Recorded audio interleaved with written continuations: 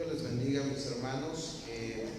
Como siempre es un gusto poder estar en la casa del Señor, la oportunidad que Él nos da de compartir el Evangelio, de poder tomar este lugar para expresar su palabra, para expresar su anhelo, su deseo para con su iglesia, y pidamos a Dios que nos permita hoy dirigirnos de manera correcta a estos versículos que nos permite compartir.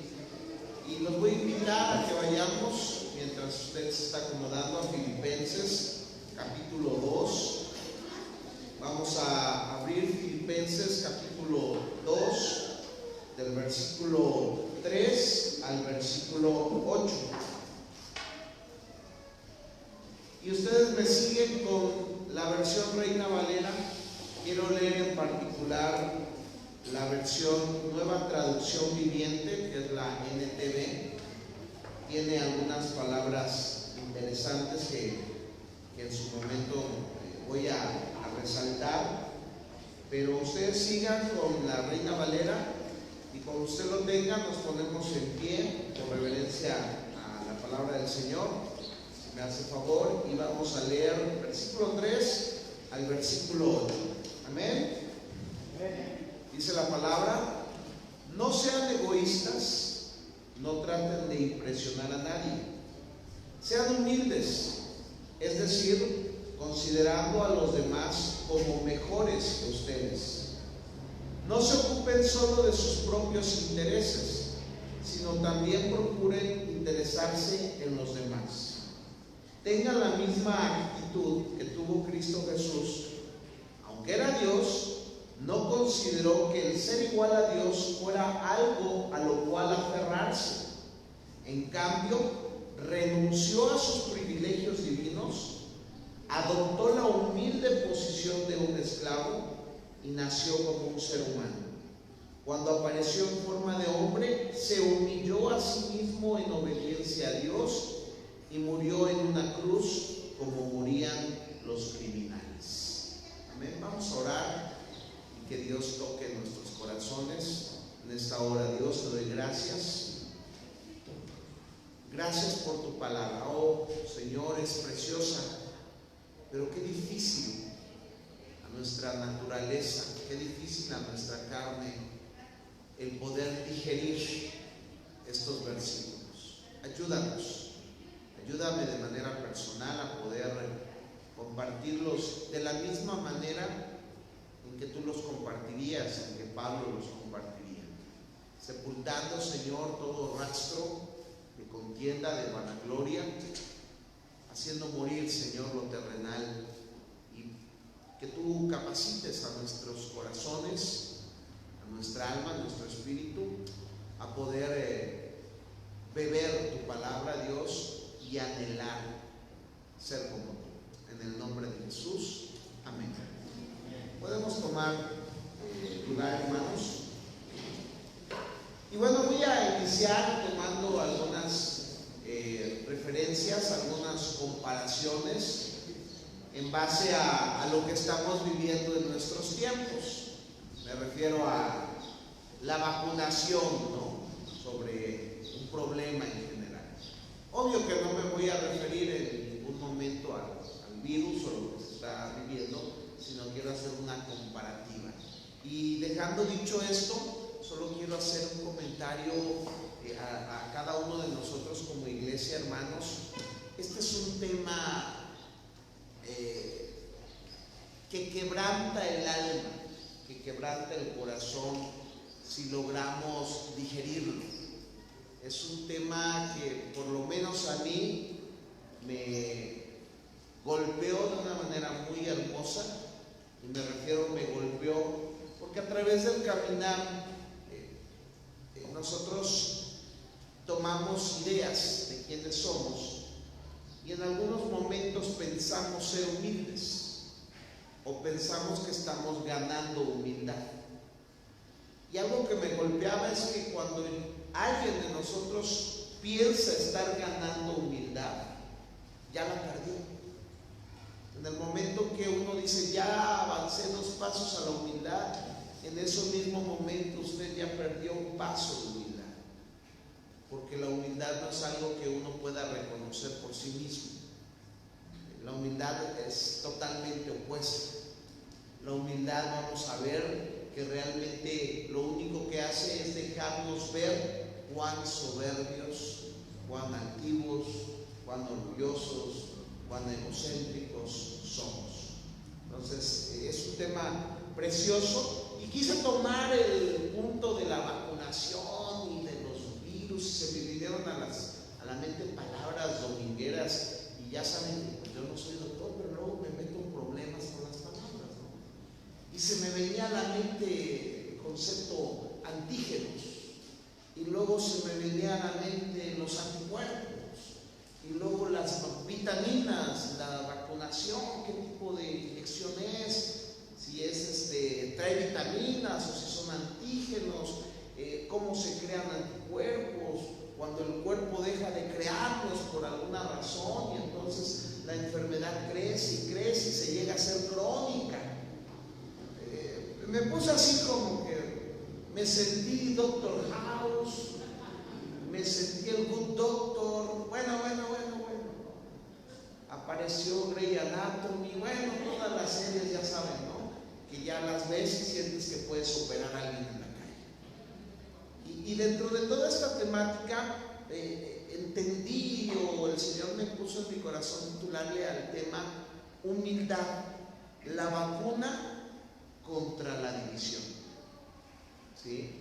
Porque tomo esta referencia porque no podemos olvidar el contexto de lo que estamos leyendo.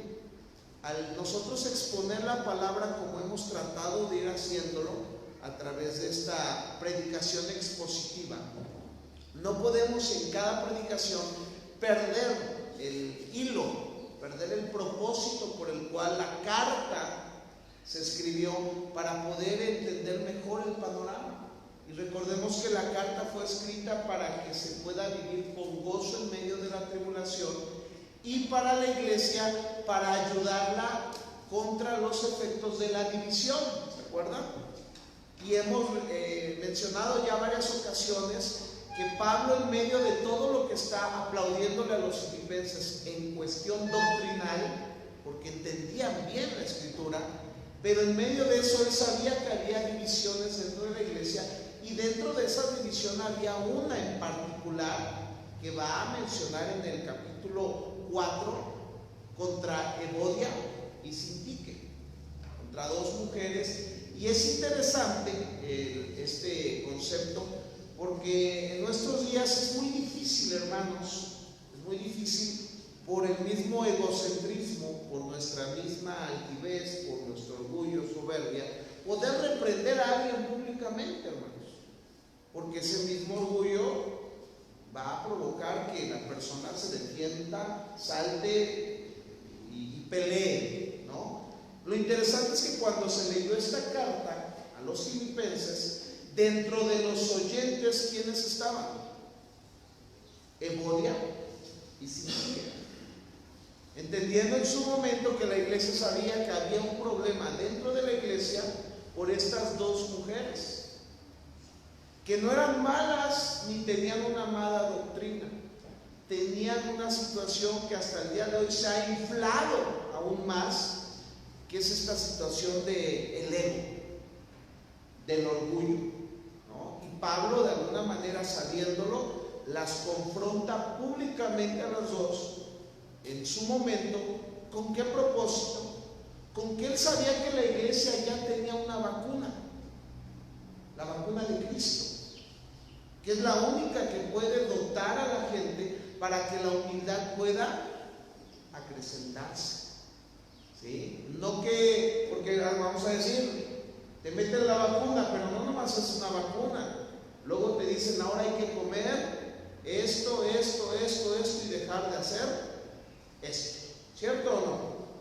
No nada más es una vacuna. Ahorita mucha gente está siendo vacunada, ¿no?, contra el virus que se está presentando, pero la indicación ¿cuál es? Coman cosas ácidas o coman cosas buenas, ¿no? Frutas, vitamina C, creen buenos anticuerpos, dejen la coca, dejen las carnitas, situaciones de este tipo para que el cuerpo mismo empiece a generar los mismos anticuerpos para que uno no se acabe. Entonces esta situación es bien impresionante porque cuando nosotros hablamos de la iglesia, lo único que puede deshacer la iglesia es la división. Y entendiendo que la división no viene de Dios, sino que es una obra del diablo.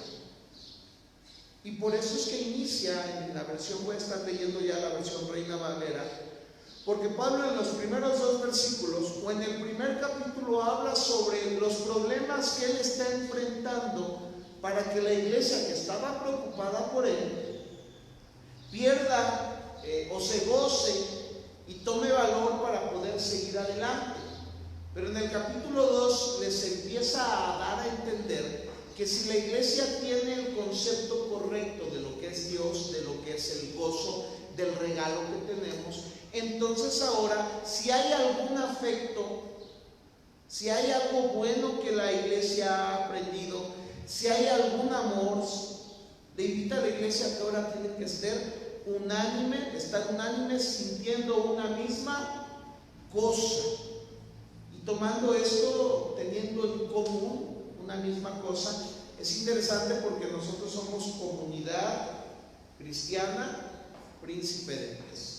Se infiere que nosotros tenemos en común una cosa, y esta cosa no es cosa, pero refiriéndome a esto, es la salvación, es Cristo, es la fe que tenemos en nuestras vidas. Y empieza a hacer unas recomendaciones Pablo a la iglesia para poder combatir contra esta situación, contra esta gran enfermedad que ha quejado a la iglesia por siglos, que es la división. ¿Y de dónde surgen las divisiones? ¿De dónde surgen los problemas entre nosotros? Y sobre todo en la iglesia, a los filipenses. Y me refiero sobre todo a los filipenses, porque recordemos que cada carta tiene su propósito. Corintios no era una iglesia a la cual estaba escribiendo con el propósito de las divisiones, sino que ahí había una doctrina errada, inflada por los dones, que los llevaba a sentirse a ellos superiores a muchos, y aún superiores al mismo Pablo, por los falsos apóstoles que habían reconocido como sus guías. Pero Filipenses se refiere de manera particular a la unidad que debían de mantener los filipenses. Y entonces, cuando me pongo a pensar en esto, digo, Señor, cuán dañados estamos, porque Pablo inicia con este consejo diciendo, versículo 3, nada hagáis por contienda o por vanagloria. Y hermanos, cuando hablamos de estas situaciones, un tema tan amplio, tan tremendo para nuestras vidas, porque hablando de los virus, hablando de todo lo que enferma a la raza humana, hoy nos encontramos en la sociedad con tantas y tantas cuestiones, informaciones, doctrinas, herejías, pensamientos que están enfermando al ser humano. Y si usted me preguntara cuáles son los virus que hoy enferman al alma humana, bueno, el egocentrismo, el orgullo, la soberbia, la vanagloria, que están escondidos en pensamientos o filosofías que día a día estamos bebiendo de los que nos quieren enseñar a ser mejores. Porque hoy, a través del humanismo, la psicología nos está enseñando a ser mejores. ¿Y el humanismo a qué te lleva? A que el hombre tiene que preocuparse por sí mismo, por su éxito, por su placer, por su complacencia, por su crecimiento, por sus sueños, por sus anhelos. El moralismo visto a la luz humana es aquella tendencia que te dice, tú eres bueno bajo la lupa humana, bajo estos términos humanistas. El moralismo, el humanismo están de la mano. El egoísmo, que a pesar de que no se enseña, está presente, porque en el momento en que dices, tú eres un campeón, sale y reclama lo que es tuyo. Eso se llama egoísmo, porque te estás colocando sobre las personas. De hecho, la competencia, hoy hablamos aún entre los negocios, la sana competencia. ¿Realmente en el mundo hay sana competencia? No, hermanos, no hay sana. ¿En Cristo podremos competir? No. No puede haber una competencia entre nosotros, porque en el momento que hay una competencia debe de haber un primero y un segundo lugar. Y el primer lugar, ¿qué va a provocar? Egocentrismo, soberbia, vanagloria, por saber o creerse superior a una persona. Allá afuera todo eso es lo que nos afecta. Y tristemente dentro de la iglesia, cuando no desarrollamos anticuerpos como la humildad, nos dejamos también permear por todos estos virus que están presentes también en la iglesia, y que a pesar de que Pablo entendía, tenían la solución porque tenían a Cristo, estaban dejando que estos antígenos, estos virus, estos pensamientos estuvieran dentro de la iglesia, provocando precisamente divisiones. ¿Y cuál es el problema que afecta a todo esto? Nuestro carácter, hermanos. Nuestro carácter. Y por eso yo les decía, fui tan confrontado, porque en el momento en que tú crees ser mejor dentro de la iglesia que alguien, y que tú sí sabes cómo se debieran de hacer las cosas, en ese momento te estás comportando como una persona egoísta, soberbia, orgullosa, por creer que en ti está la verdad, en las ideas, no en la palabra de Dios. Porque vamos a ver a un Pablo que defendió siempre la palabra de Dios. Vamos a ver a un Jesús, a un Cristo de la gloria, que vino en obediencia a defender la palabra de Dios. ¿Y cómo la defendió? Vamos a ver que hasta la muerte, y muerte de cruz. Entonces hoy tenemos una situación tremenda en donde nosotros estamos absorbiendo tantos antígenos. Y algunos antígenos, veía yo leyendo algunas cosas, son buenos. Algunas vacunas te meten en su momento, en una película que vi, es necesario meterles tantita pus a la gente para que cree anticuerpos. Es necesario meterles tantito virus de COVID, una significancia, para que el cuerpo cree anticuerpos y desarrolle protección. Sí sabíamos que muchas vacunas tienen que ver con que te están metiendo la misma enfermedad en dosis tan pequeñas para que tu cuerpo cree anticuerpos. Y otras son, como decía yo, vitaminas que tu cuerpo está fallando, como el complejo B12, ¿no? Te metes un complejo B12 y te pones al 100, aquellos que están bajando. Entonces nosotros tenemos un problema tremendo, hermanos. El mundo tiene este problema. Ahora, ¿es posible que en el mundo haya gente humilde? Es muy difícil, hermanos. La habrá, sí, pero es muy difícil porque se ha creado un mundo competitivo, donde, si ustedes se dan cuenta, ¿quiénes son ahorita los que están siendo afamados dentro de las redes, dentro del mundo? Aquellos que son motivadores, aquellos que te dicen: tú eres único, tú eres un campeón, tú reclama lo que te pertenece, arrebata lo que es tuyo, ve y sal. Y no te dicen: no te preocupes por aplastar a la gente, no. Con palabras lindas te dicen: si es necesario aplastar a algunos, aplástalos, ¿cierto?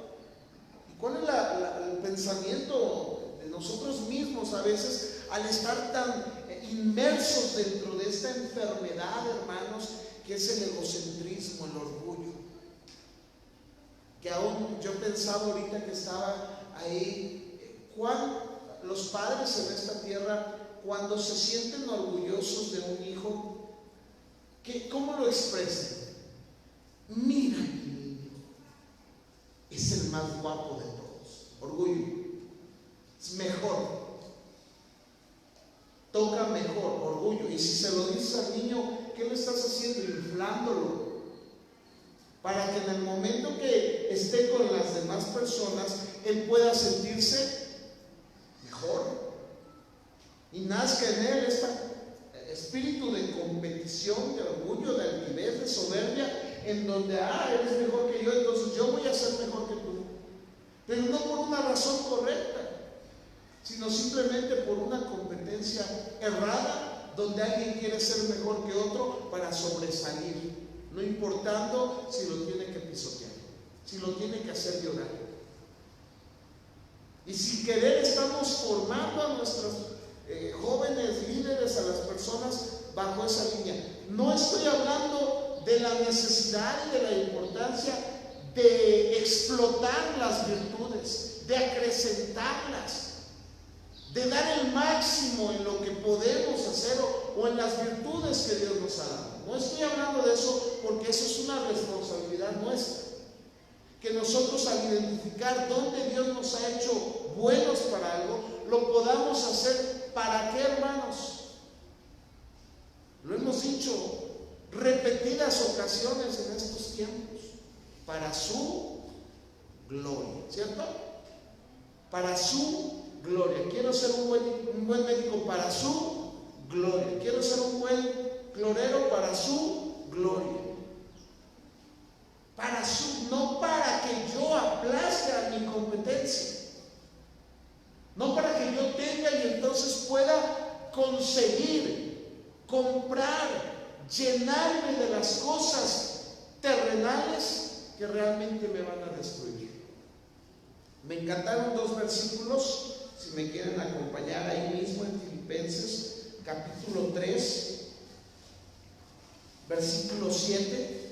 Pablo dice en un momento: pero cuantas cosas eran para mí ganancia, las he estimado como pérdida por el amor de Cristo. Y luego el 8 dice: y ciertamente aún estimo todas las cosas como pérdida por la excelencia.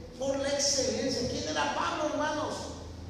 Era un hombre que en el mundo dice que aventajaba a los judíos, a los fariseos. Y cuando vio a los cristianos, ¿qué le movió? El decir: denme cartas, yo sí me los quiebro, yo sí puedo contra ellos, denme las cartas. ¿Y en dónde detuvo el Señor? En su camino a la soberbia, al orgullo, a la altivez, y lo tiró, dicen algunos maestros, sin saber si es cierto o no es cierto, que lo tiró del caballo y que era blanco. Eso no es verdad, ¿verdad? No podemos afirmar, pero algunos maestros afirman que era un caballo blanco y que era un caballo. Pero bueno, no nos vamos a meter por ahí. Y dice ahí claramente: Jesús, por el conocimiento de Cristo Jesús mi Señor, por amor del cual lo he perdido todo y lo tengo por basura para ganar a Cristo. ¿Cómo tenía Pablo todo lo que había ganado y de todo lo que se había llenado en el mundo? Como basura. Él era un fariseo de fariseos, estudiado o enseñado por Gamaliel, hermanos. Es como decir, fue aquí a la UDLA y cursó con los mejores maestros. ¿Y qué pasa, hermano? Realmente, ¿qué pasa cuando alguien en esta tierra va a la UDLA y luego se encuentra con uno que fue aquí al TEC? Digo, no importa lo que aprendieron, porque el alumno del TEC puede superar al de la UDLA en conocimiento y capacidad por kilómetros, pero hablando de la autoestima, ¿qué sucede? ¿Quién es el TEC? Soy de la una. ¡Wow! ¿No? Pagaba los niños. Y nos sentimos lo mismo que el que estudió y que el que no estudió. ¿Y qué estudiaste, hermano? Pues un curso de teología.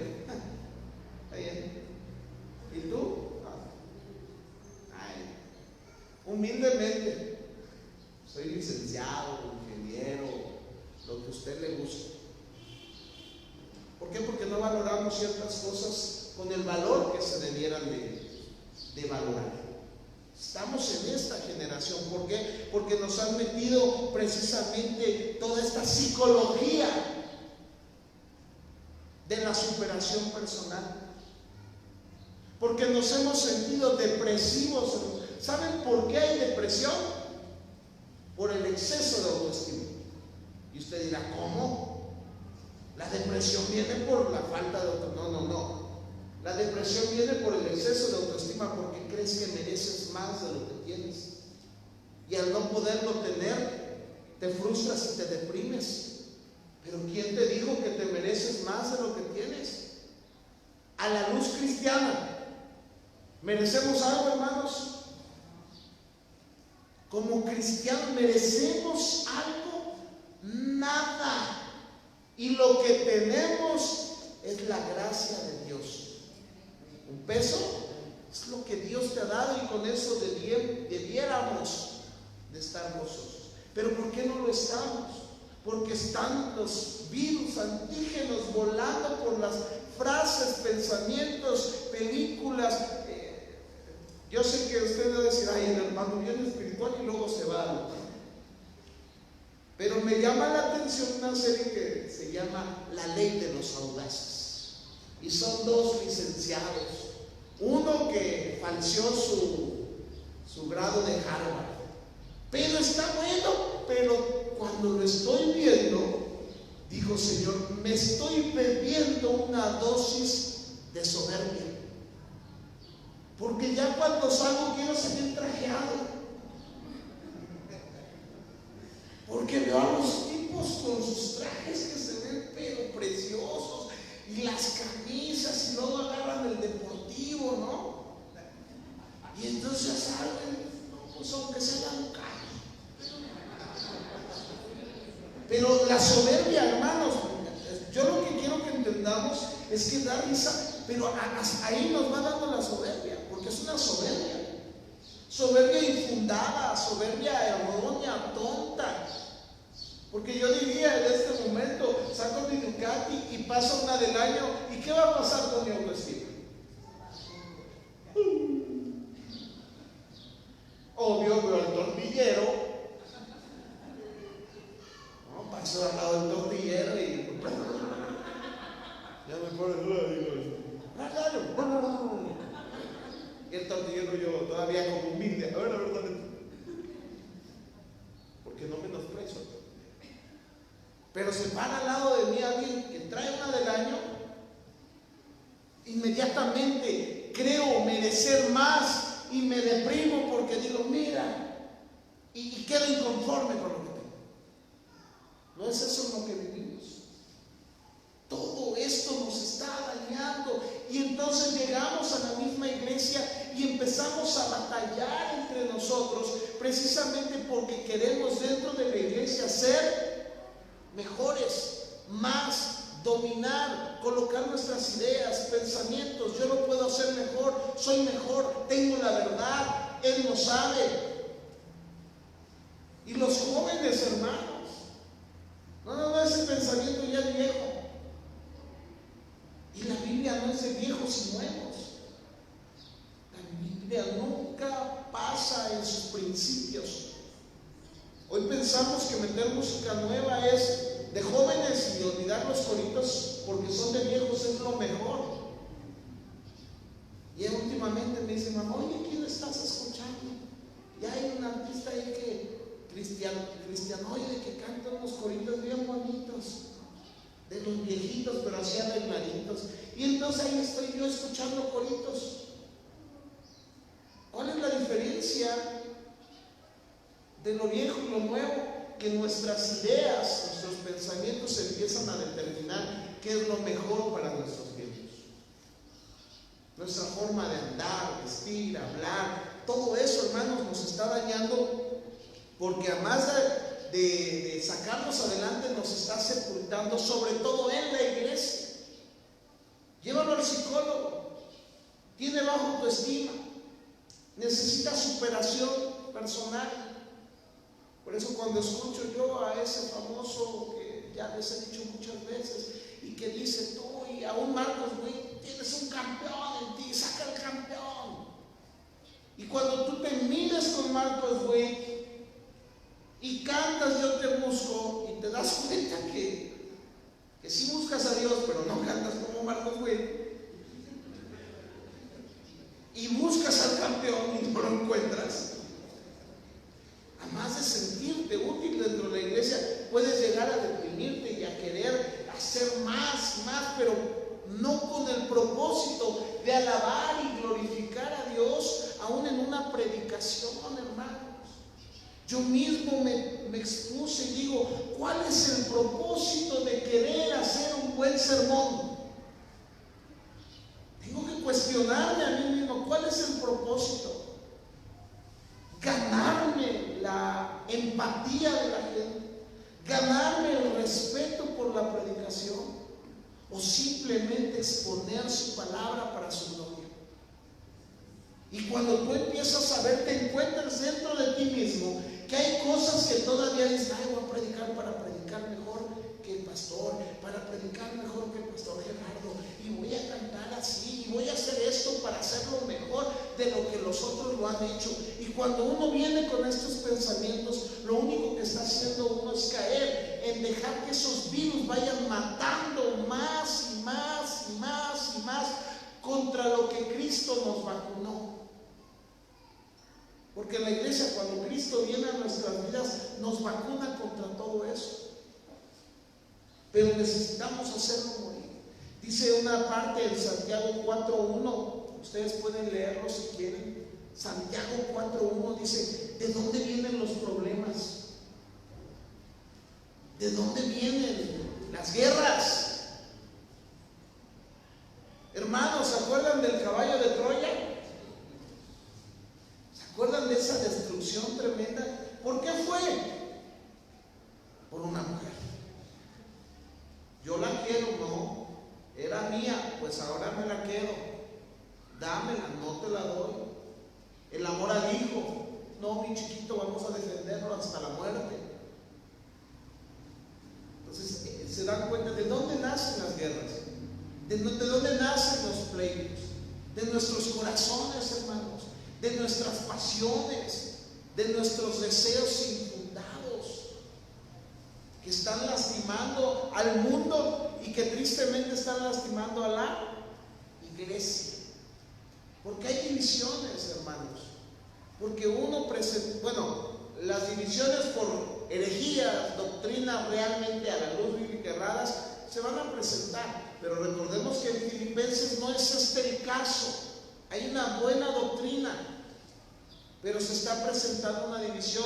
Y en particular aquí, esta división se está presentando por el egocentrismo, por el orgullo inflado, por pensar, Evodia, Sintique, que las que tenían la razón eran ellas, y no estaban mal en conceptos, porque Pablo le dice: ellas pelearon conmigo. A Pablo la asombra porque dice: son dos mujeres de Dios impresionantes con las cuales yo estuve peleando, y ahora están provocando que la iglesia de los filipenses se pueda dividir. ¿Por qué? Porque una decía: yo tengo la razón, y la otra decía: no, yo la tengo. ¿Y quién de las dos sería? Ninguna de las dos. Y entonces Pablo por eso está buscando toda esta explicación. Y hay otra parte donde dice en el capítulo 4, acompáñenme.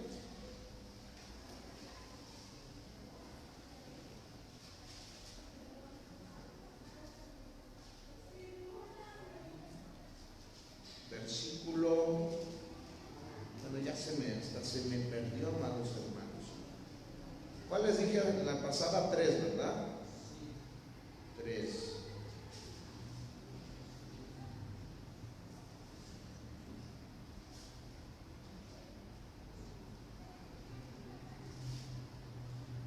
Bueno, se me perdió ahorita el versículo, pero está en Filipenses y dice que muchos están buscando lo suyo, lo terrenal, lo que está en esta tierra.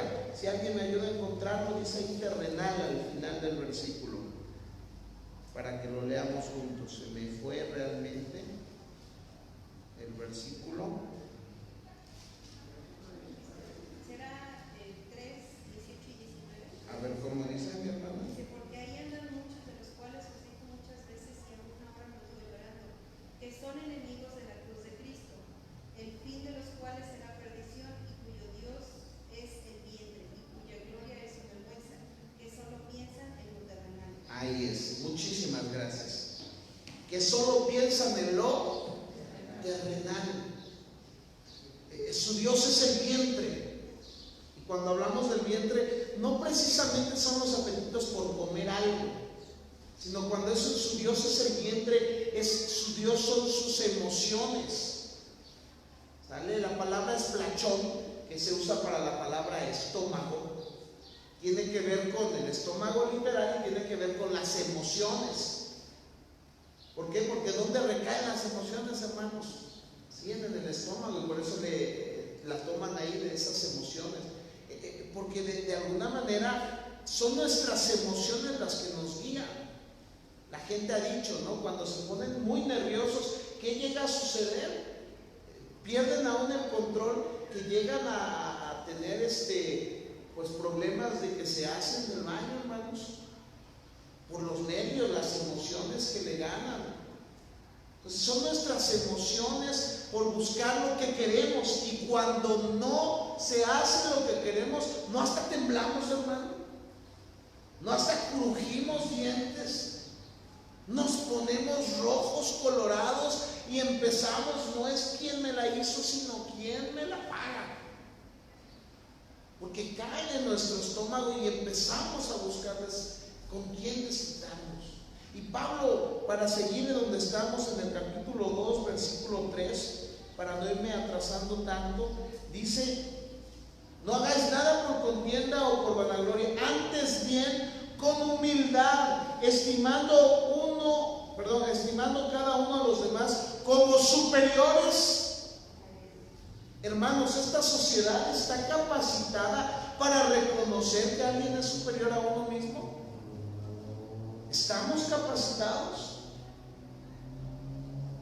En el negocio, en el trabajo, en donde usted se aguanta que lo manden, ¿saben por qué? Porque le pagan. Y si no le dicen, el que está arriba de usted dice: ¿te gusta? No, pues si quieres, mira, allá hay otros 10 que están esperando tu puesto. Y entonces te tienes que humillar, pero uno por eso piensa que humillarse es dejarse. Y piensa uno que cuando se empieza uno a dejarse está humillando, pero esa humillación, cuando la autoestima está ahí sobrelevado, el orgullo está sobrelevado, no se está más que aguantando y generando depresión, odio, rencor, que va a buscar dónde lo va a ir a aterrizar, a dirigir. Entonces es tremendo, hermanos. La palabra dice que nosotros debemos estimar cada uno a los demás como superiores a él mismo. Y es bien difícil, porque si viene a mí una persona y me dice: no, ¿por qué no lo hacemos verde? Y yo, en mi autoestima de humildad pero sobrevalorado, podría decir: no, porque así es como se hace. Así es. ¿Por qué? Porque quiero que mi decisión, mi idea sea la que rige las situaciones. No porque vaya a la palabra y le pueda dar una explicación bíblica de cuál sea la razón por la cual quiero que se haga de una manera u otra, sino que empiezo a defender mi verdad y no la verdad bíblica. ¿Me están entendiendo? Porque una cosa es que yo le explicara a aquel que me viene a decir: ¿por qué no lo haces aquí? Y yo le dijera: mira, lo vamos a tratar de hacer así porque la Biblia nos muestra que este es el mejor camino. Ahora muéstrame el camino que tienes tú. Si está en consideración con el mismo que estamos tomando bíblicamente, probemos. Pero ¿qué hacemos? Imponemos nuestra superioridad, porque al final del día La vanagloria, esta gloria hueca. Vanagloria quiere decir una gloria hueca, que no tiene razón, que está vacía totalmente.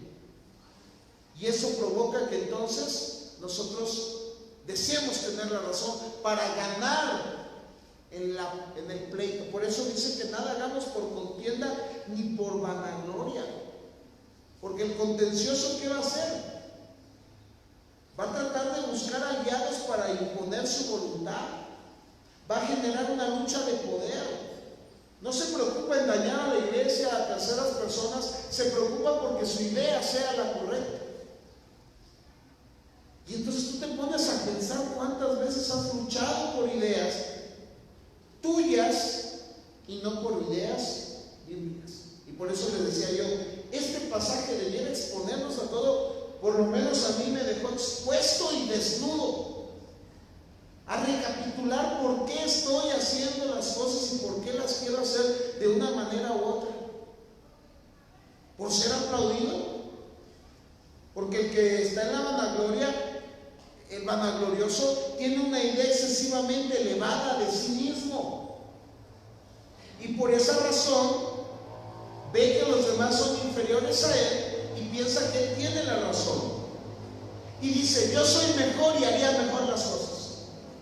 ¿Saben cuántas veces en mi vida, hermanos, antes de que el Señor me dejara tomar el púlpito, y aún dentro de estar sentado ahí como ustedes, pasó por mi mente la frase, yo hubiera predicado mejor?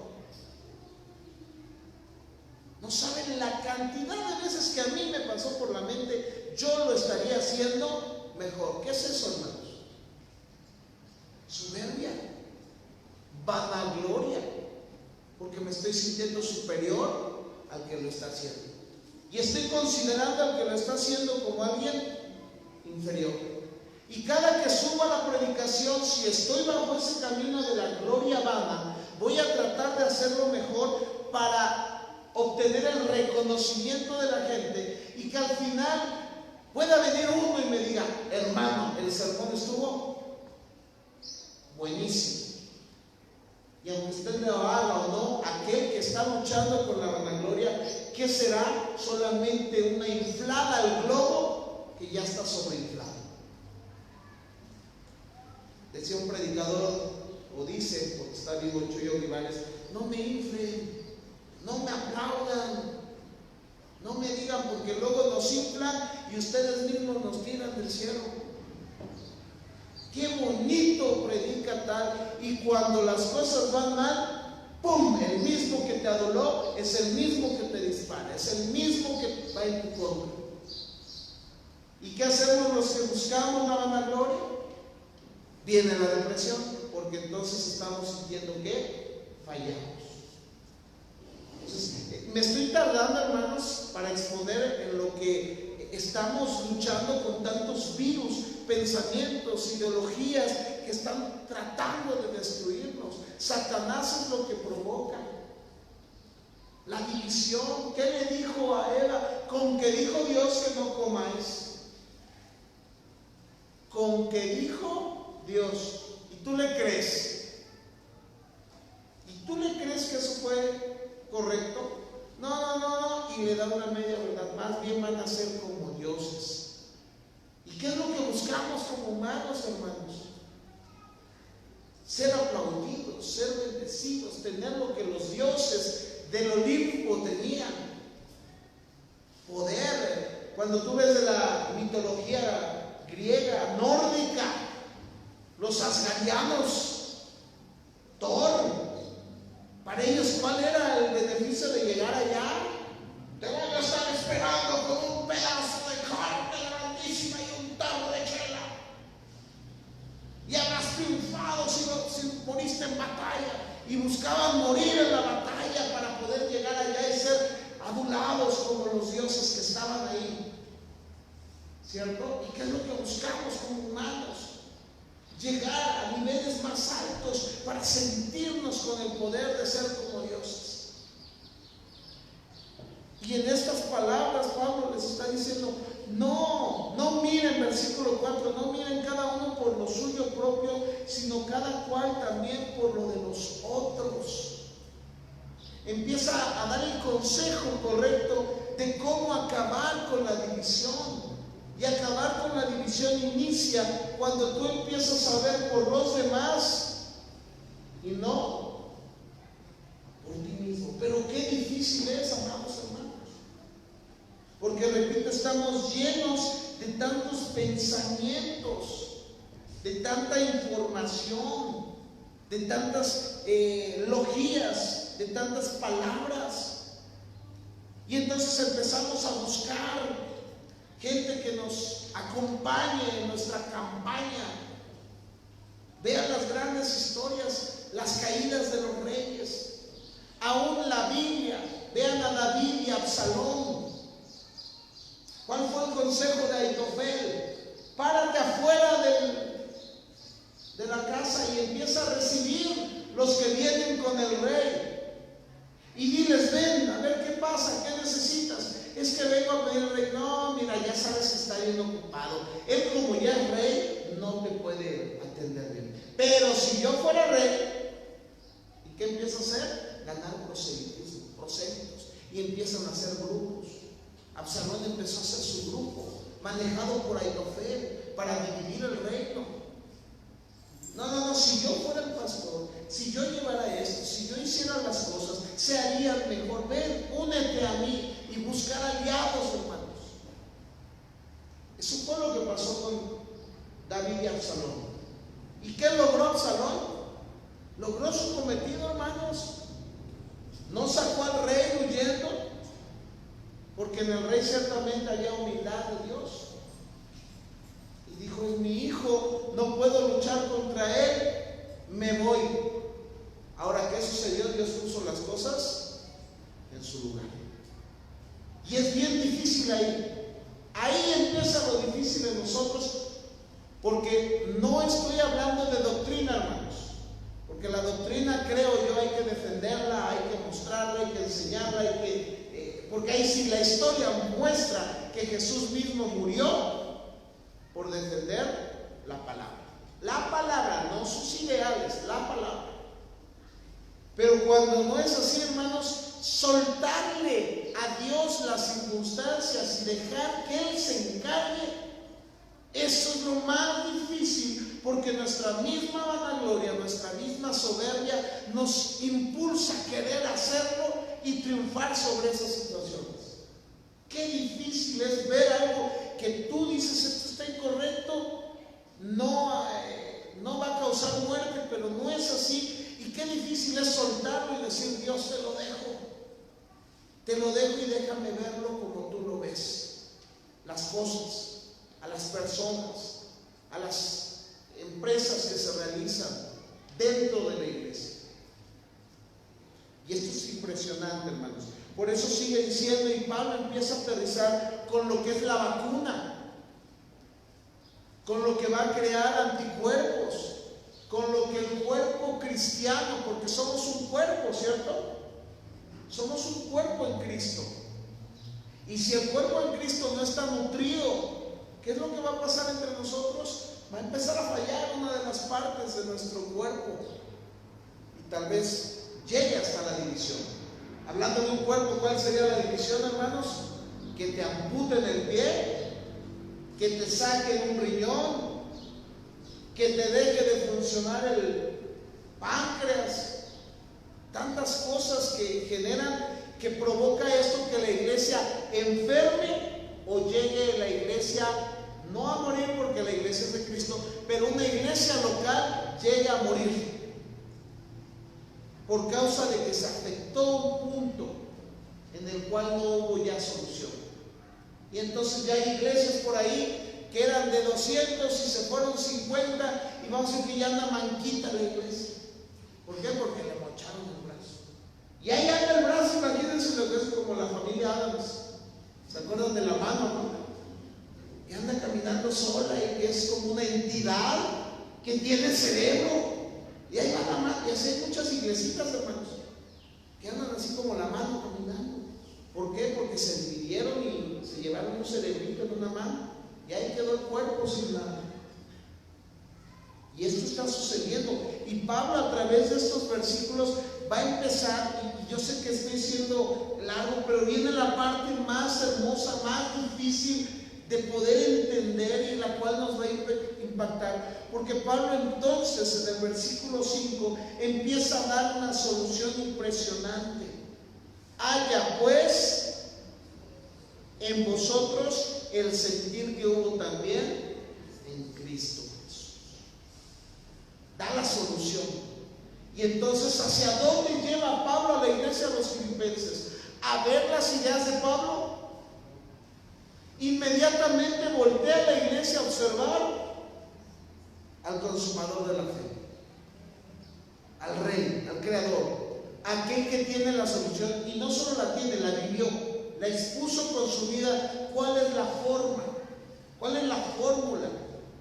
¿Cuál es el activo, el anticuerpo, la vitamina que cada uno de nosotros necesitamos? Y es tener el sentir de Cristo. Ese amor por la iglesia. ¿Por qué murió Cristo, hermanos? Por su iglesia. Murió por él, por su deseo. No, murió por la iglesia para que en ella él fuera glorificado. Ahora, ¿él merece la gloria? ¿Será soberbio que él merezca la gloria? No, porque él es el creador. No es que sea soberbio al reclamar la gloria, es de él. Nosotros somos los soberbios que le reclamamos gloria en esta tierra. Pero él no puede ser soberbio en base a que es de él, y por él y de él, y todo lo que tenemos le pertenece a él. La humildad surge, hermanos, solamente cuando nosotros nacemos de nuevo. La verdadera humildad, el diccionario dice, la humildad es pensar correctamente de uno mismo y actuar bajo esa misma línea. ¿Sí me explico? La humildad es cuando tú reconoces tus capacidades y tus limitaciones y trabajas en ellas y vives con ellas.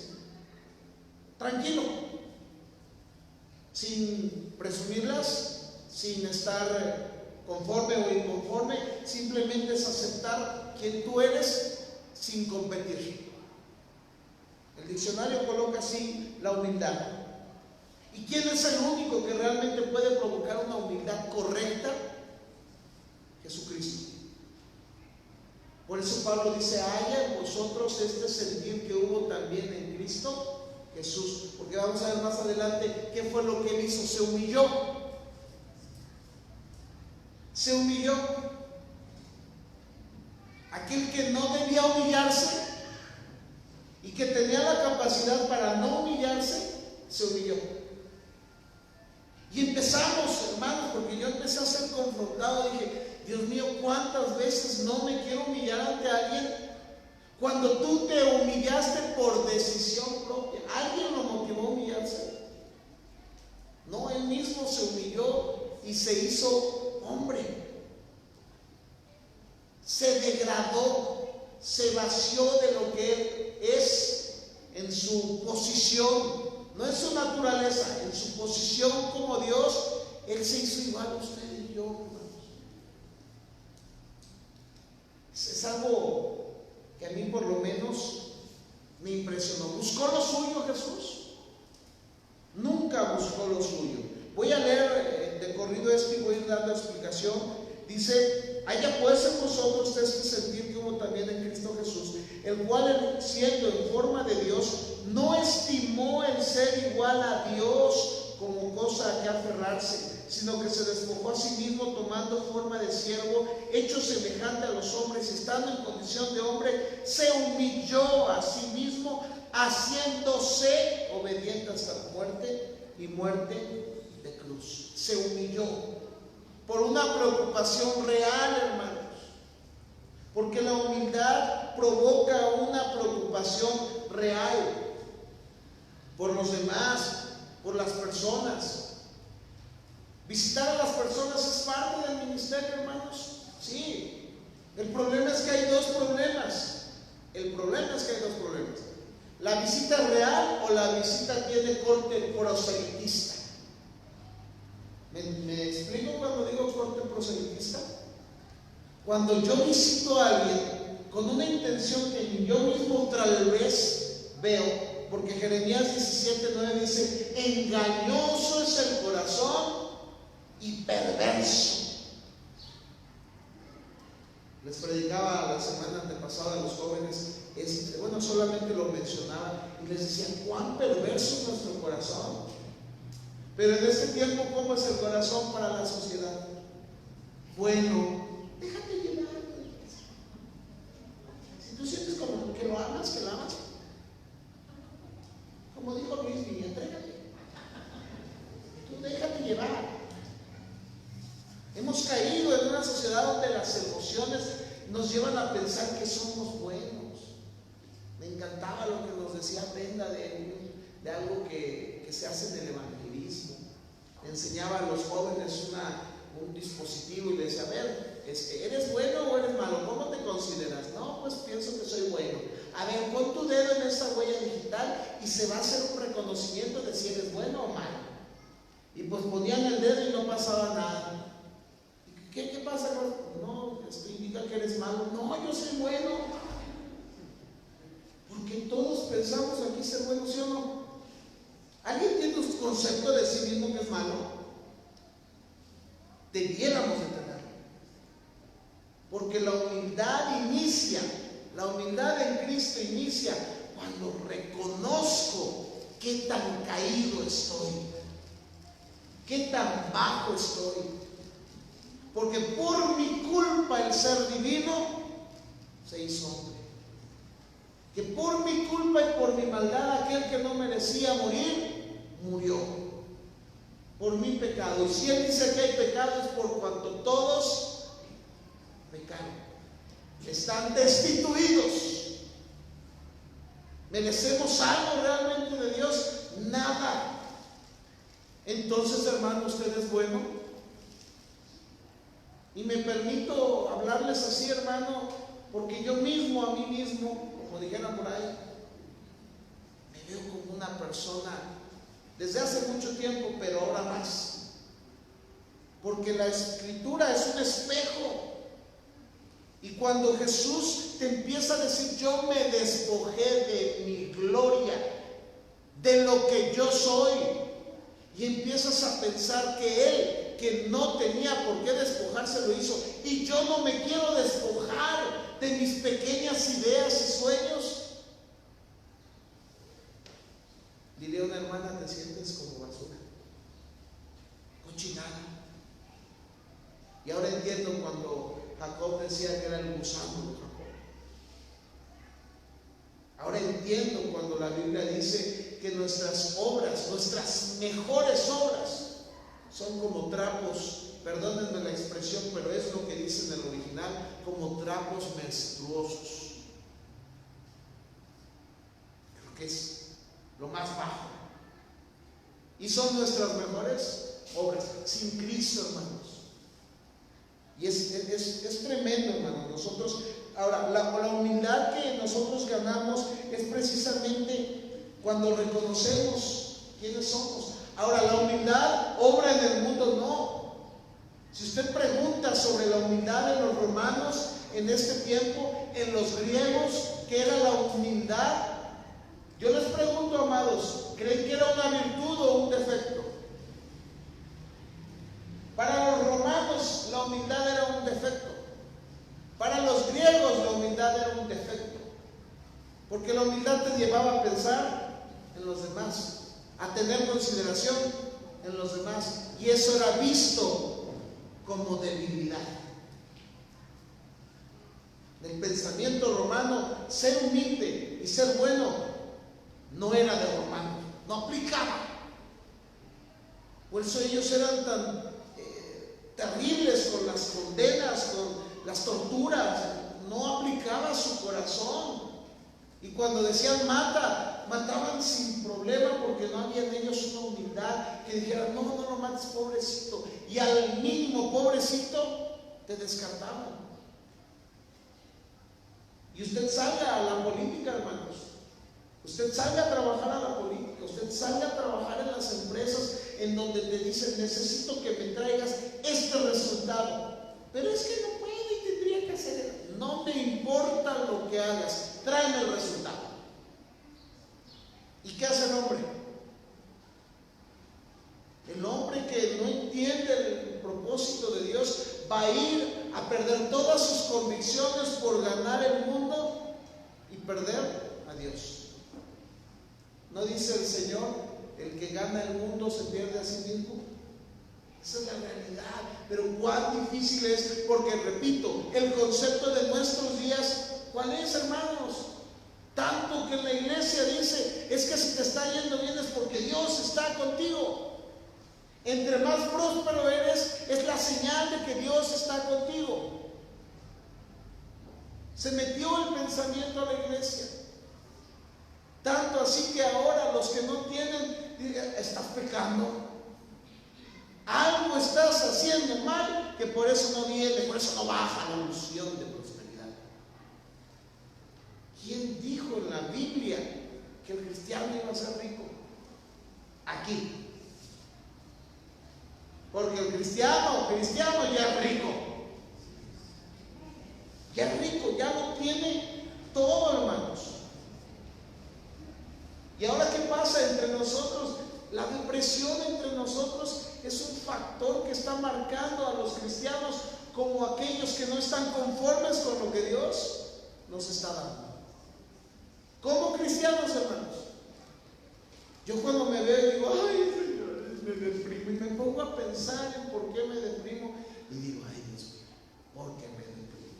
O sea, ni siquiera me deprimo por las cosas correctas. Usted ve a Elías deprimido, y estaba deprimido por algo correcto. ¿Qué había pasado? Había sido correteado por el Evangelio. Estaba puesto para la muerte por el Evangelio. Que Nehemías actuó como un hombre depresivo, sí, pero ¿por qué razón? Por predicar el Evangelio. Porque él mismo, dentro de cada uno de nosotros, hay una humanidad de pecado. Todos somos pecadores, hermanos. Y dentro de esta humanidad siempre va a haber una pizca de no querer sufrir, de no querer expresar humillación, quebranto. Pero me encanta porque la Escritura dice tan glorioso que Dios se humilló y se hizo como hombre, y que aceptó el dolor humano. ¿Los bebés sufrirán cuando nacen? ¿Los doctores qué dicen? ¿Los bebés sufren al nacer? Sí, hermanos, tan cómodos en la placenta, respirando agüita. Bueno, es un decir, ¿no? Y al nacer, ¿qué pasa? Se les va el agua. ¿Y ahora qué le puse? Uno dice así como tonta: pues respira aire. Pero el bebé lleva 9 meses respirando líquido, no sé cómo trabaja. Y entonces al salir a activar sus pulmoncitos, ¿se sufre? ¿Se sufrirá? ¿El niño sufre? No le dan de comer a sus seres, que hacen el sufrimiento desde que salimos. Ahora, fíjense qué impresionante que Jesús, siendo en forma de Dios, el cual no tenía necesidad de sufrir. Usted y yo nacimos, aunque se escuche feíto, para sufrir. Pero Jesús nació para sufrir, no, porque Él ni siquiera nació. Él simplemente ha sido eterno. Él simplemente es Dios, es el que es. No tenía necesidad de experimentar la bajeza y la vileza de colocarse en una placenta y venir a nacer y sufrir lo que era experimentar, que se quedara como que sin aire. Y no sé si en aquel tiempo todavía le dieron su nalgada de bienvenida. Porque dicen, no, que luego les dan su nalgada para que les duele y empiezan. Ya si lloró, es que salió bien. Bueno, es un dicho, ¿no? Se ve siempre, ¿no? Que nace un niño y ¿qué es lo primero que hace? entendiendo que en aquel tiempo no había tanta, ¿cómo se llama ahora? Nacimiento no natural, ¿no? Sino la cesárea. Ahora, yo no soy mujer y usted dice, ¿cómo tú no eres mujer? Pero yo he oído pláticas entre mujeres. ¿Por qué cesárea? Yo no quería sufrir. Aún algunas por necesidad, pero algunas la decisión de la cesárea es por no querer sufrir. Lo natural. Algunas sufren, algunas no, bueno, es otro tema. Pero me refiero a que como hombres queremos sufrir, no.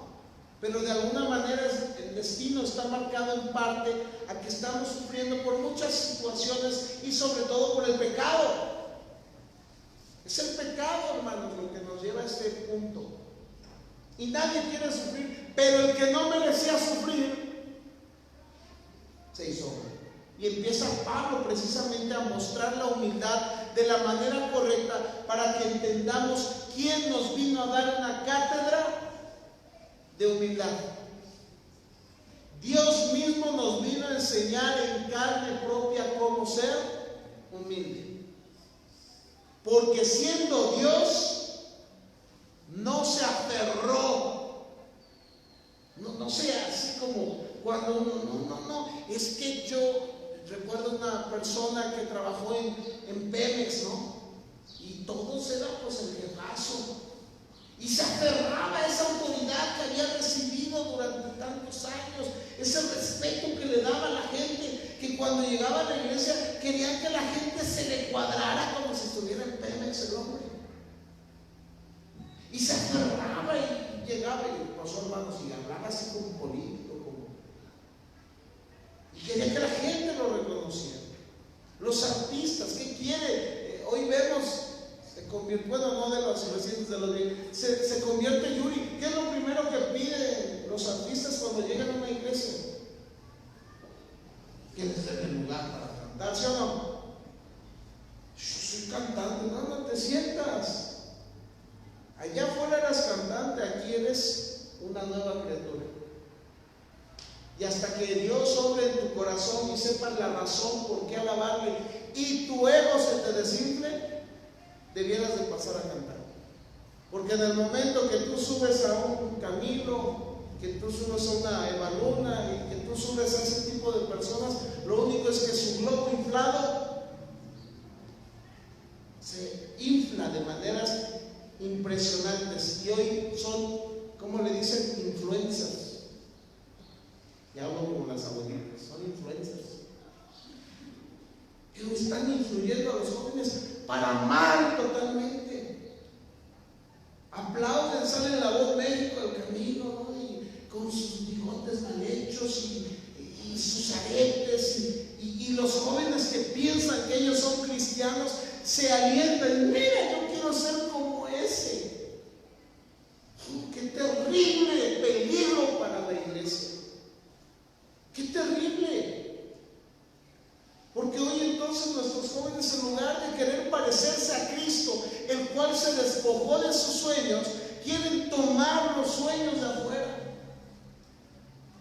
Y el Señor dice, no, Jesús se despojó, se quitó lo que Él era Dios, es Dios.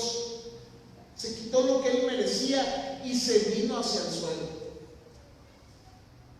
Pero hoy no podemos hacer esto porque estamos en una generación que lucha por los derechos.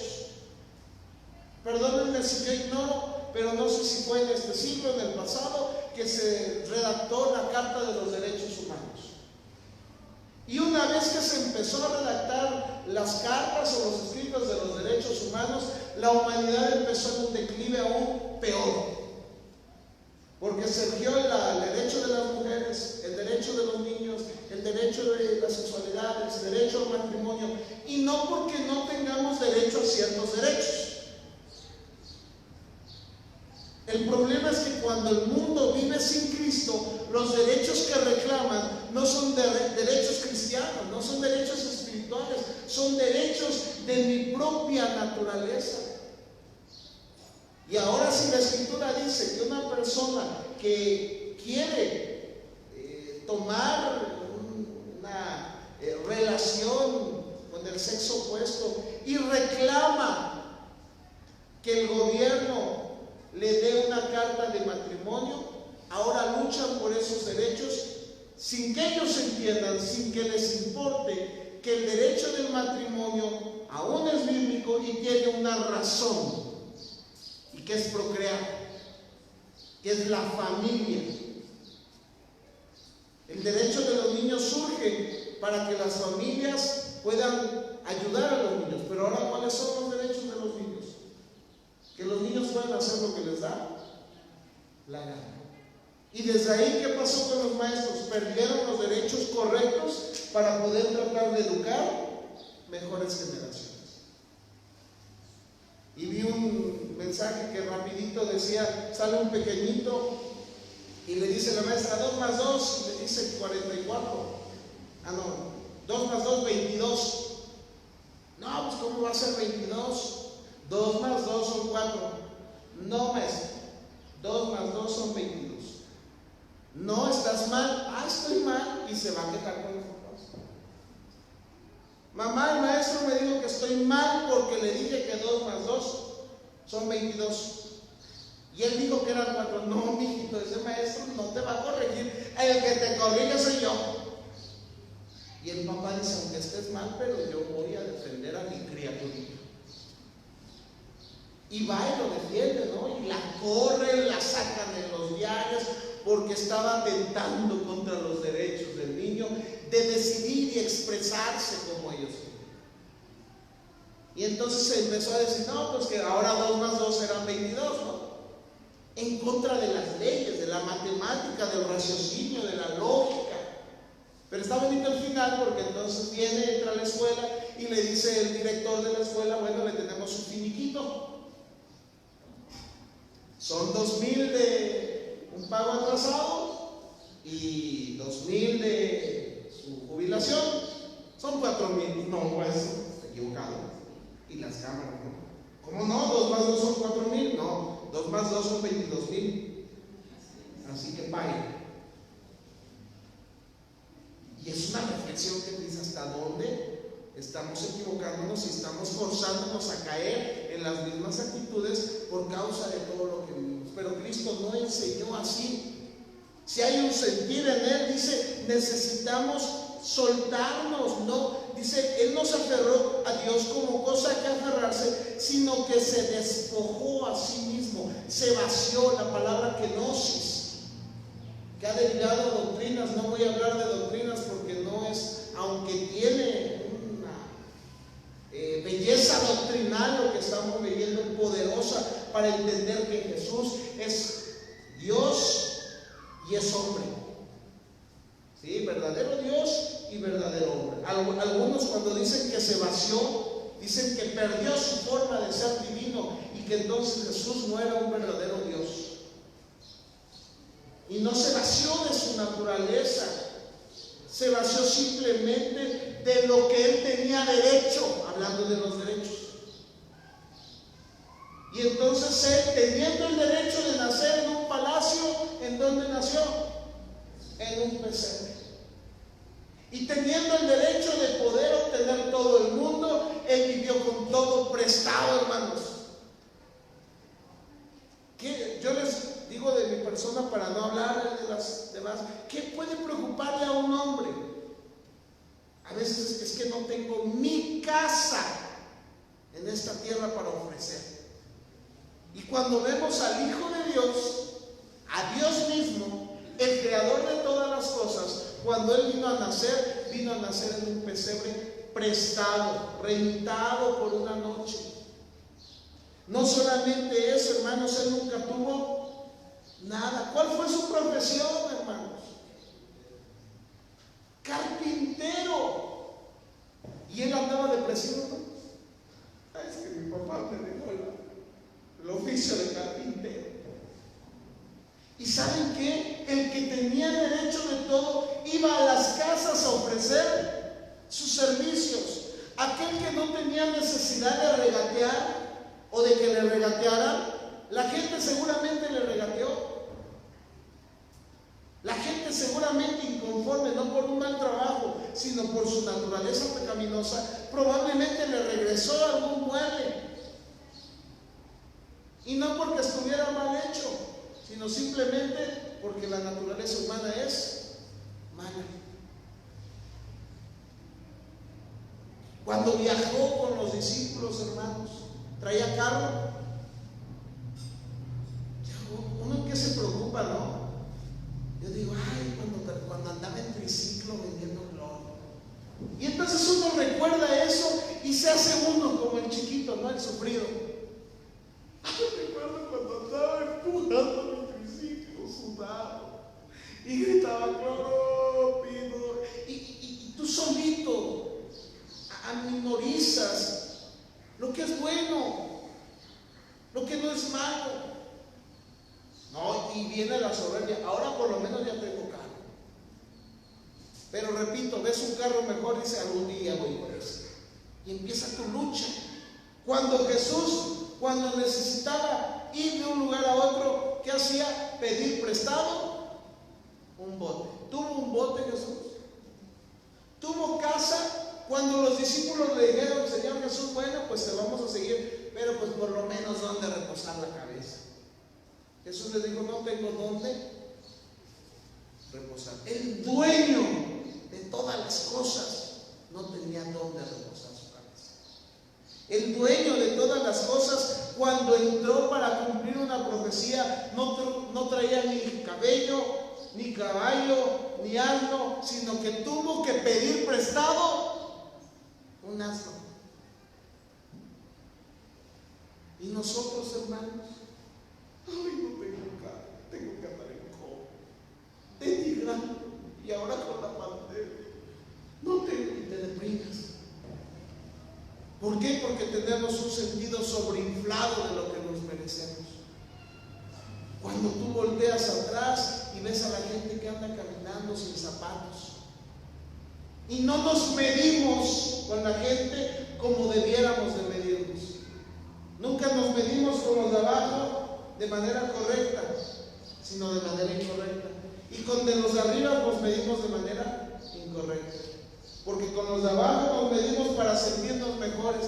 No ando en triciclo, no ando a pie. Pero cuando quieres entrar en depresión, no tengo un Mercedes. Y Jesús nunca se midió de esa manera, sino mostró que Él, mereciendo todo por nosotros no tuvo nada. Se humilló, se vació, negó sus derechos al ser tratado con justicia, porque su muerte fue injusta.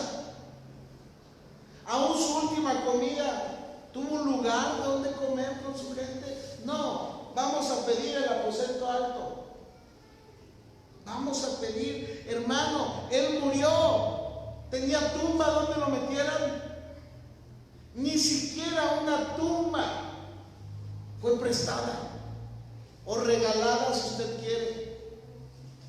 ¿No es esa la mayor humillación que alguien puede experimentar? Que todavía Él cediera a la humanidad sus derechos de no ser tratado con injusticia, cuando su misma creación y su mismo pueblo elegido lo llevó a la cruz de manera injusta.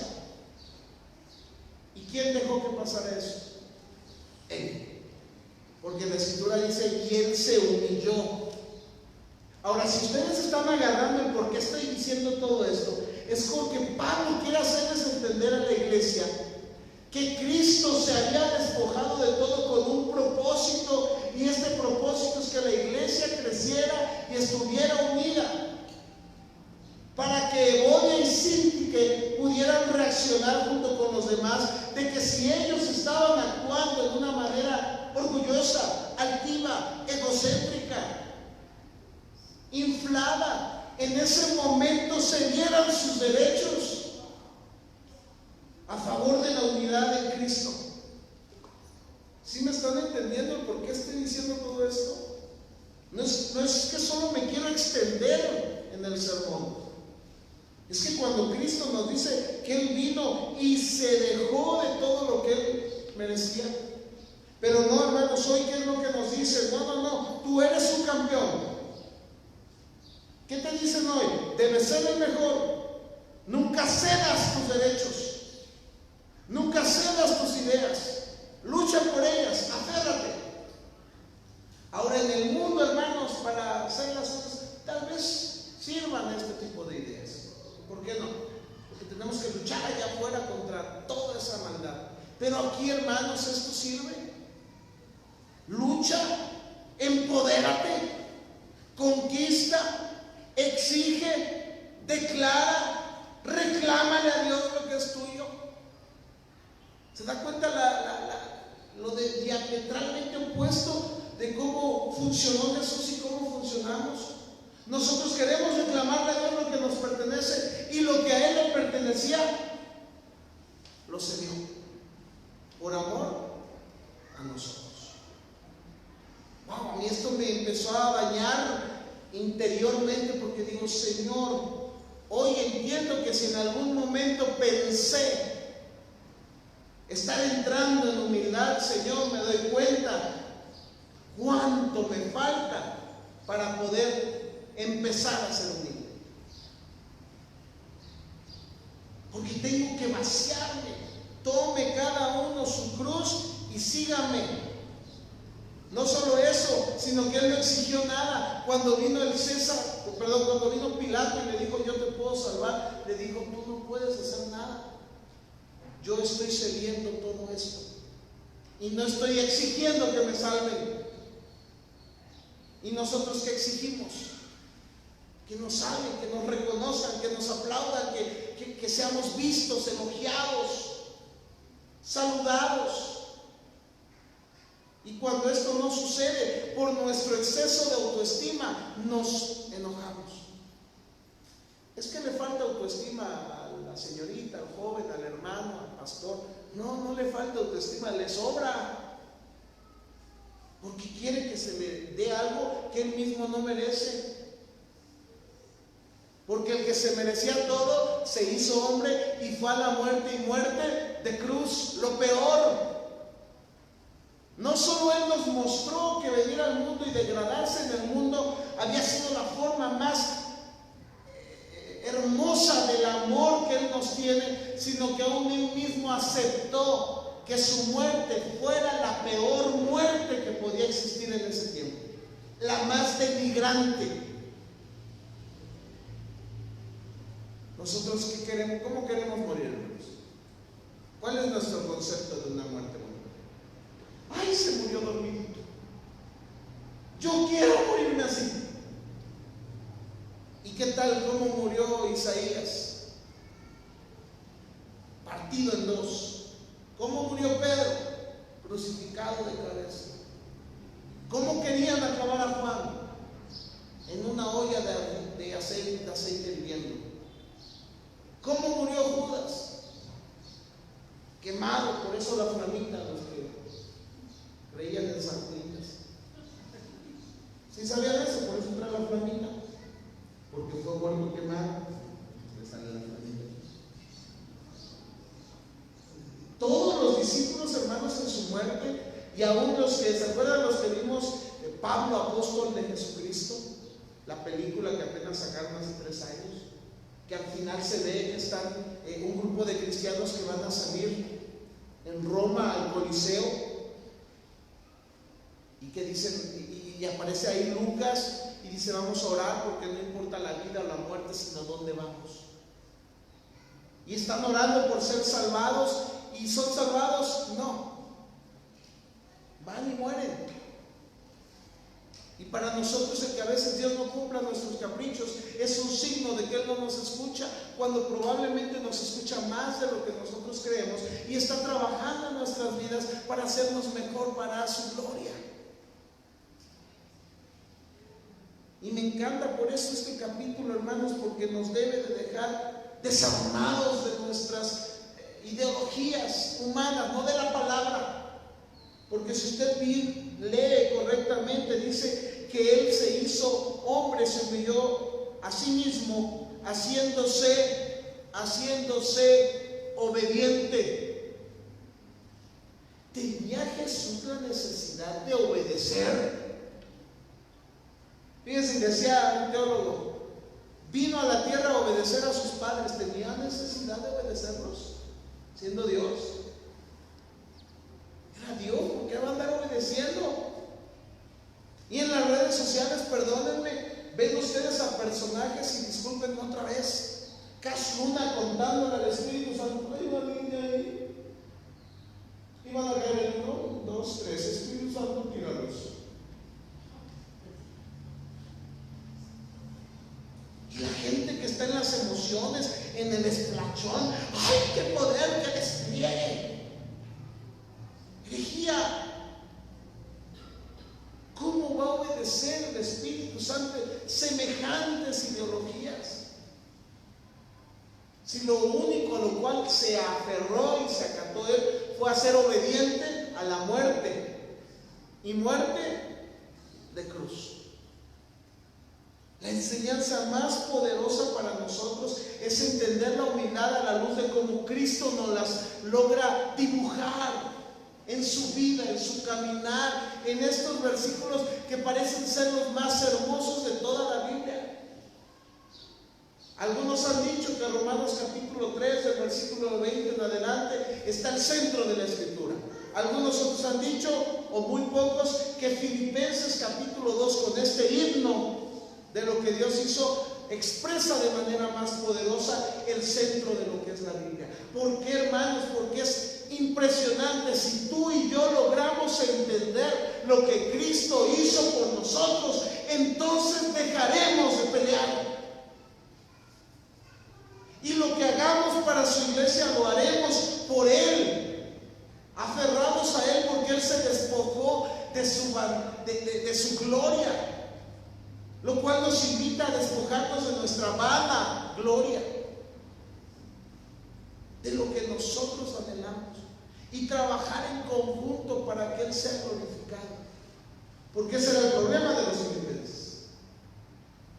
Yo no digo que sea aquí o no el problema, pero sí estoy exponiendo lo que la palabra de Dios expresaría a una iglesia que está predicando expositivamente el pensamiento de Pablo en estos versículos. Que la unidad de la iglesia solamente se puede conseguir a través de los frutos que Cristo trajo en nuestras vidas. Y esos frutos pudiéramos resumirlos en amor, gozo, paz, paciencia, benignidad, bondad, fe, mansedumbre y templanza. Llevándonos a cada uno de nosotros a pensar, ¿tengo mansedumbre? ¿Tengo templanza? ¿O sigo siendo el cerillito? Hermanos, yo me puse a pensar, híjole, Dios, todavía como que soy cerillito. Algunos son encendedor, otros cerillito. Cada quien, ¿no? Pero digo, Dios mío, nomás nos tallan tantito y se logra ver la naturaleza en la cual caminamos. Y aquí nos invita, para ir cerrando entonces, que nosotros debemos de renunciar a ser servidos y a convertirnos en servidores. Y cuando tú te conviertes en servidor, la palabra dice ahí que cuando Él se hizo hombre y se hizo siervo, la palabra siervo, que ya le hemos dicho, es la palabra doulos o doulos, que quiere decir esclavo. Jesús, al venir a la tierra, se comisionó como un esclavo obediente, que sabía que no merecía nada y que su único trabajo era obedecer.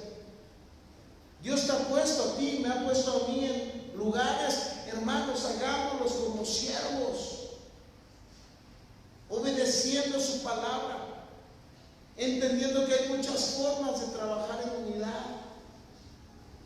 Y mientras no se trate de exponer mi idea y mi forma de hacer las cosas, sino que hagamos la obra de Dios, podremos estar unidos, cediendo entre nosotros nuestros derechos, considerándonos como mejores. porque hasta cuando comemos podemos mostrar quiénes somos. Hermano, sírvame agua. Aprovechamos, ¿no? Está el hermano de él sirviendo agua. ¡Ay! Es un decir de broma.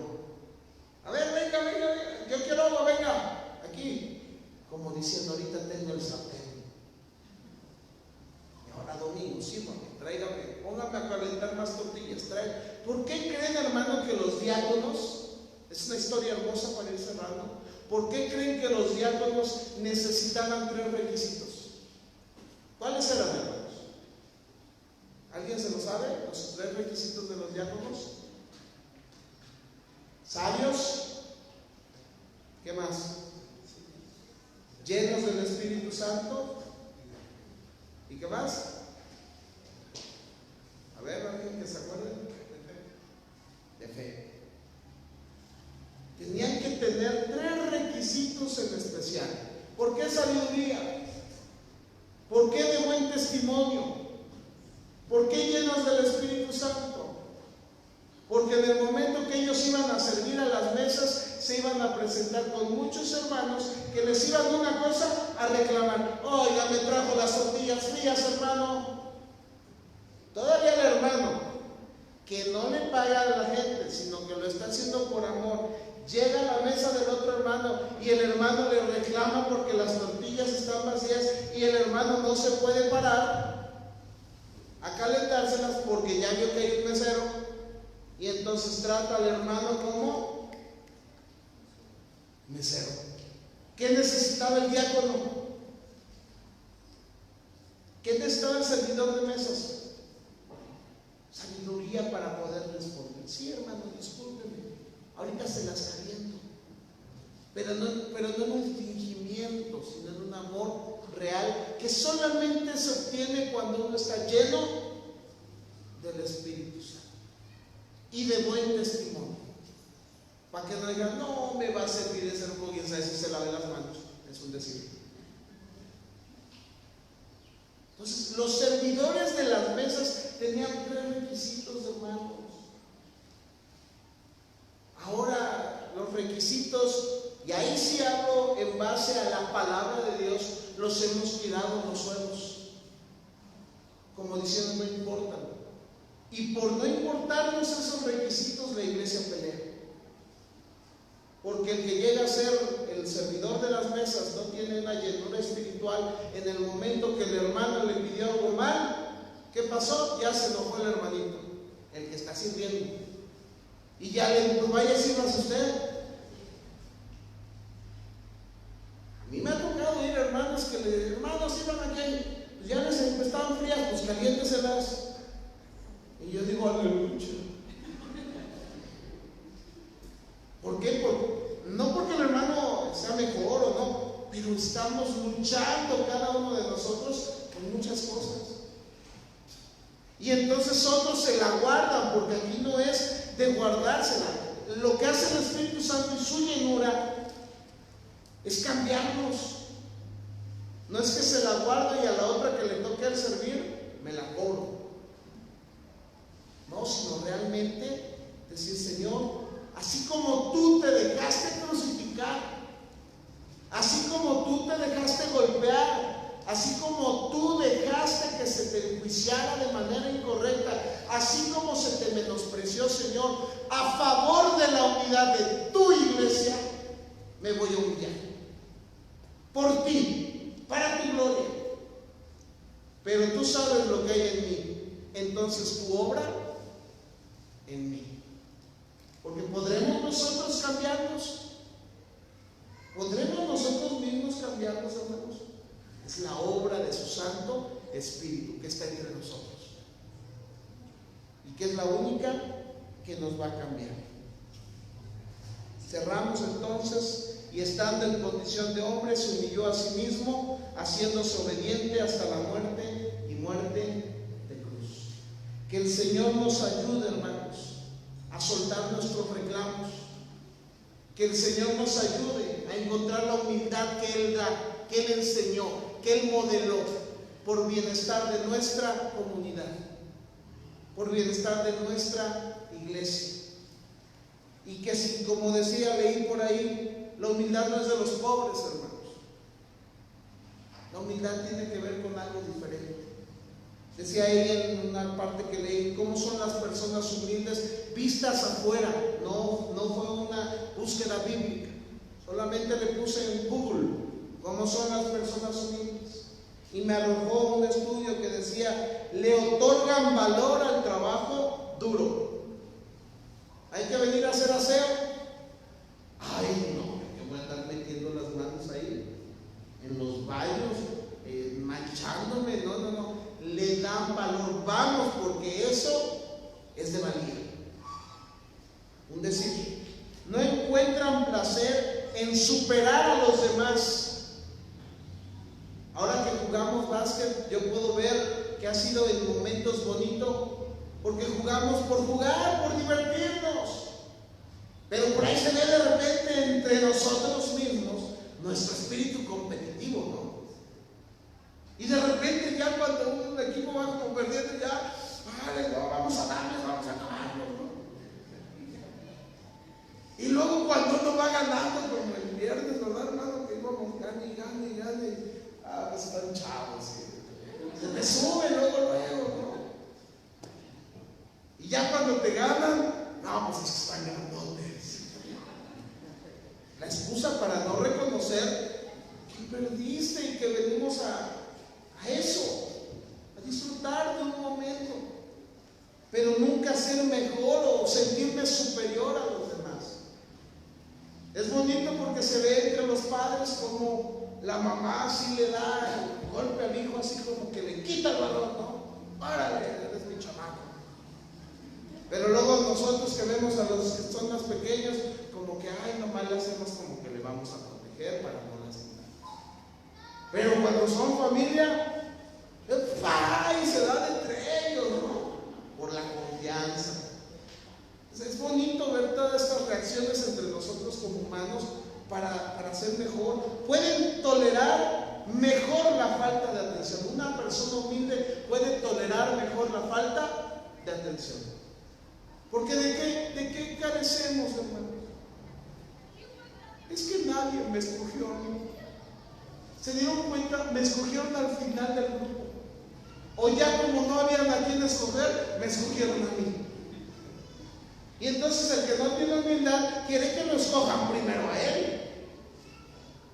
Aunque no sepa jugar, pero como estamos sobrevalorados, a ver quién me va a escoger. Y cuando vemos como en La Voz México que no se voltea ningún sillón, ya, yo voy a intentar nada más.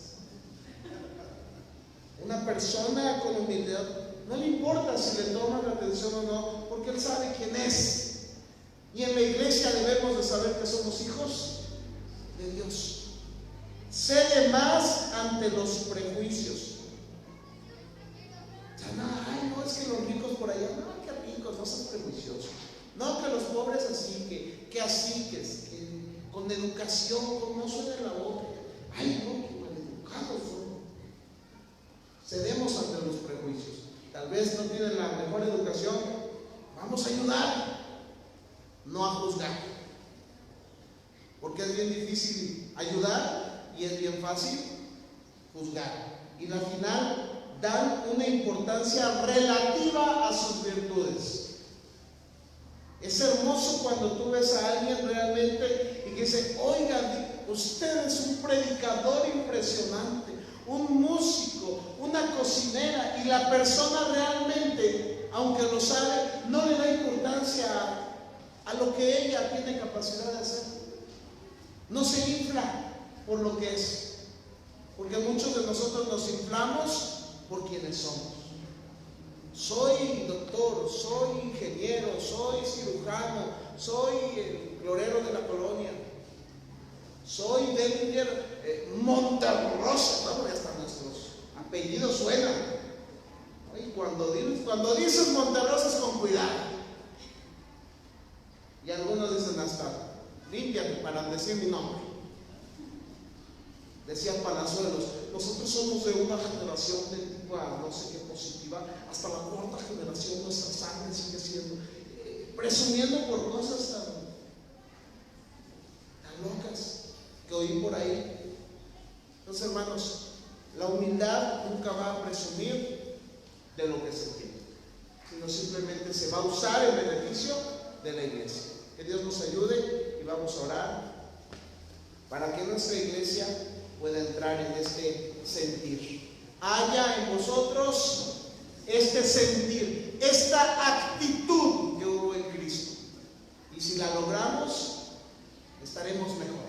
Te damos gracias, Dios, por esta hora. Te bendecimos, te honramos, Señor, y que sea tu gloria la que se manifieste en nuestra iglesia, para que podamos mantenernos firmes, unidos, laborando, trabajando, para que tú seas edificado, bendecido, conocido a través de esta tu iglesia, Príncipe de Paz. En el nombre de Jesús te damos gracias. Amén y amén. Dios les bendiga, mis hermanos.